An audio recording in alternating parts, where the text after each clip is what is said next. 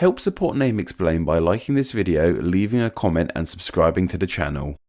So often on the channel we look into names for areas of lands that are merely man-made constructs, whether they're being physically made by humans like with towns and cities, or they're chunks of lands that have been claimed by people for some silly reason and have imaginary borders put around them like countries and regions. We humans love defining when one bit of land ends and another begins. However, nature itself gives us a huge variety of different land masses and ways to define different parts of the world, things that have formed over millions of years that we humans could never imagine constructing ourselves. These are known as geographical features, and I'm talking about things like mountains, islands, oceans, deserts, marshes, rivers, you get the idea. While they were crafted by nature, humans have given certain one specific names. Hey, we've even made videos on these names, like how various mountain ranges got their names and how various deserts got their names. Today I want to take a step back and look into how names for a selection of these geographical features became a thing in the first place. So today we're looking at regular nouns as opposed to proper nouns. But you know what, I'll throw in an example of each of these geographic features too and explain how they got their name briefly. Though despite the fact I just mentioned mountains and deserts, I probably won't be covering them here as, like I said, they have videos unto themselves. Let's start with what may seem like the most mundane of geographical features, and that's with plains.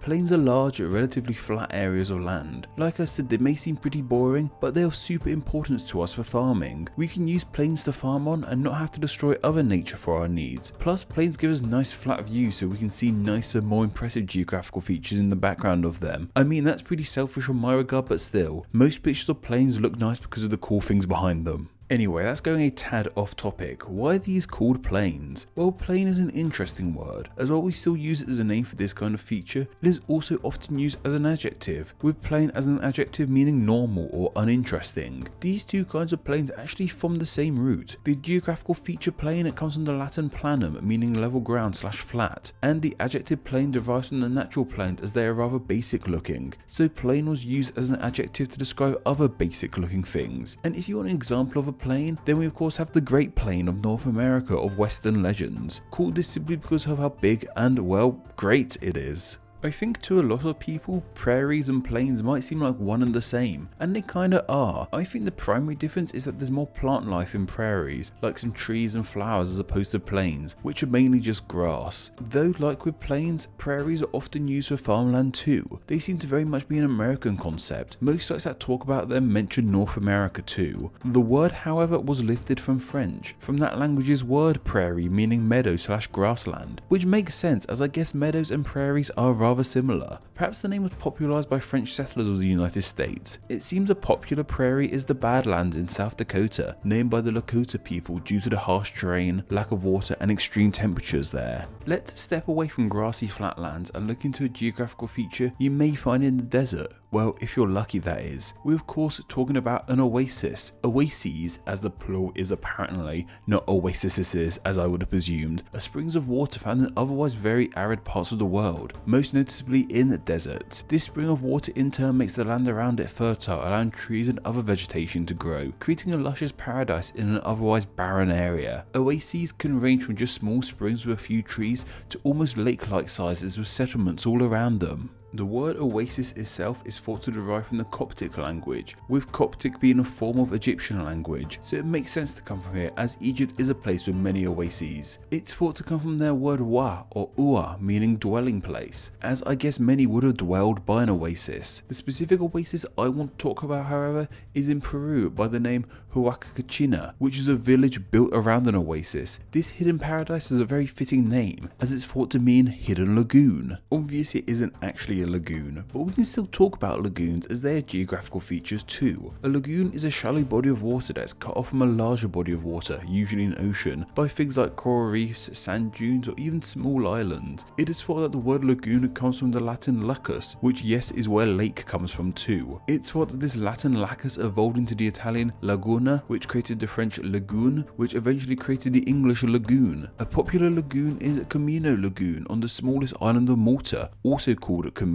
and this name comes from cumin, as it used to grow in abundance on the island. Something very different to a lagoon is a canyon. A canyon is of course a narrow rocky valley with huge steep sides. They're certainly remarkable things to see. Their names are actually really fitting too. Canyon derives from the Spanish cañon, which means things along the lines of pipe/tube, which is really fitting as being inside a canyon with their huge size of cliff face would be like being in the middle of a huge tube or pipe. And like with the Great Plains, we have the Grand Canyon as perhaps the world's most famous canyon, named because it is so grand. Though, why don't we go back to something a little bit more wet, and that is with marshes. A marsh is a type of wetland where for a long period of the year the land is covered with water. They are often mixed up with swamps, but swamps are normally surrounded by trees, while marshes are normally more grassy. The word marsh itself is thought to root back all the way to the Proto-Germanic mari, meaning sea, and this actually appears in other watery words too, like with maritime, and even the Germanic word for sea, mere. Marshes are often referred to as wetlands, and a famous wetland is the Australian Kakadu wetlands. This name is believed to come from a mispronunciation of the native name for the area, a name I shan't try to pronounce, as that's how we got into this mess in the first place. Kind of like canyons are cliffs. In fact, some argue that a canyon is just two cliffs near to each other. Cliffs are of course huge masses of rock that are almost vertical. Most often they come into creation thanks to erosion of mountains and hills. The word cliff once again comes from ancient German, specifically their word klipp, meaning steep rock. Ireland is home to the stunning cliffs of Moher. These cliffs are named after a fort that used to be there, also called Moher, but how this fort got its name is unknown. Of course, islands in of themselves are geographic features.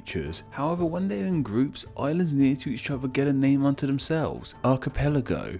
This is an odd word as actually means Aegean Sea in Italian, and as many of you will know, the Aegean Sea is the sea by Greece, and this Greek sea is full of many islands, and because of this, other parts of the world with many islands have also become known as archipelagos. Perhaps one of the most famous archipelagos is the Galapagos Islands. The name is thought to come from a Spanish word for carapace, with a carapace being the fancy word for a tortoise shell, and of course tortoises are strongly tied to the island. And finally we have a peninsula, which is a name for an area of land that is completely surrounded by water, except for one connecting piece of land that connects it to the larger land. Simply put, peninsulas are almost islands, and this is my favourite on this list as the name peninsula means exactly that, almost an island. The first part of the name comes from the Latin pan, meaning almost, and the second part of the name comes from the Latin insula, meaning island. Russia is home to the Kamchatka Peninsula. There are a few ideas as to how this peninsula got this name, from it meaning uneven or rough to it meaning explosion. Both of these are logical as the peninsula is home to many volcanoes, which are rather rough and uneven and tend to explode. Kamchatka was suggested by Denny Zavada, and thanks to their suggestion, they will now be honoured as Name Explain's patron saint of Kamchatka. Do you have a good idea for somewhere that name could be covered in a Name Explain video? If so, then please consider donating on Patreon. Just $1 a month helps keep the channel running and earns you a weekly chance to suggest somewhere to be turned into a video, and you too could be a Name Explain Patreon saint.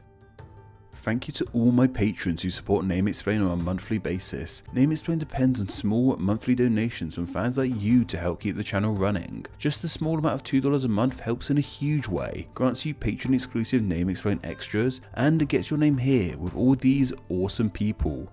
Thank you.